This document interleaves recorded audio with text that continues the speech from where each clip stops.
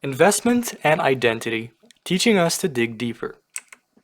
Identity and investment is a language learning theory. It was first conceptualized and developed by Bonnie Norton in 1995.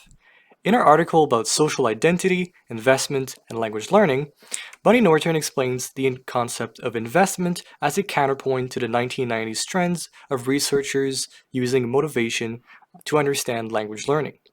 Language learning at the time was considered to be mostly internal, how the brain processes languages over a certain amount of time based on the individual's motivation to succeed in language learning. Instead, she explained that motivation is primarily a psychological construct that focuses on conscious and unconscious factors that determine a student's determination to learn a language. Instead, she turned to the social component, how learners learn differently based on the social context in which they are put in. So, motivation was first seen as a fixed and coherent internal process. Instead, Buddy Norton put forward the idea that investment is seen as dynamic and complex across time and social context. A visual representation of this dynamic system is Larson-Freeman's complexity theory, in which she explains that a complex dynamic system, such as students' motivation, are fluctuating across time and space differently, even if it seems linear at first glance. So how does identity and investment theory inform second language acquisition? Well, every time language learners speak, they are organizing and reorganizing a sense of who they are and how they relate to the social world. They are, in other words, engaged in identity construction and negotiation. Language is cognitively processed by the brain, yes, but it is also socially constructed. So investment tells us more about motivation because it explains that asymmetrical relations of power in a classroom can affect students' participation in the L2 settings, so the second language learning settings. In other words, your students don't have equal opportunities to speak and learn based on their social context. So, in other words, for you as a researcher, teacher, or educator, your students' motivation can be influenced by their learning environment. Your attitude as a teacher, your teaching style, and the language learning practices that you use in your classroom all have an impact on students' motivation and investment. It's also important to understand that students have unequal positions of power in the social world. These positions of power are based on identity and capital mostly. So what does it mean?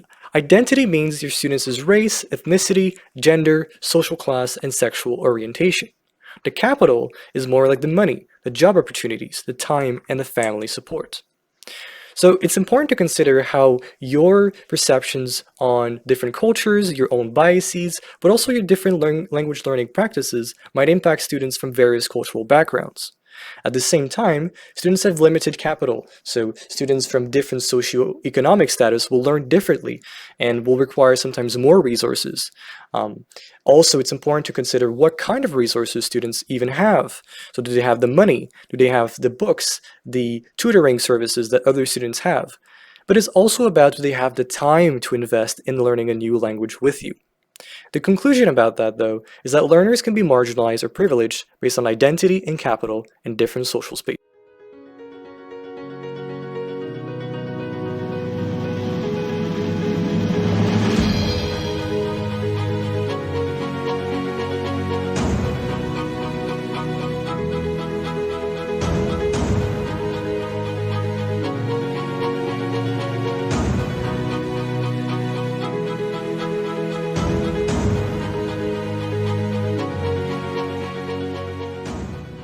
How can investment theory help teachers in their day-to-day life? Well, in the example of someone like Gina, which is actually relatively common in certain social contexts, teachers who struggle to keep students in their class can use investment theory to reframe questions of motivation. Now, Gina's example is a real-life example that was taken from Bunny Norton's explanation of investment theory. She explains that that particular teacher changed her framing of the original question, which was why aren't my students motivated, to include herself in the equation.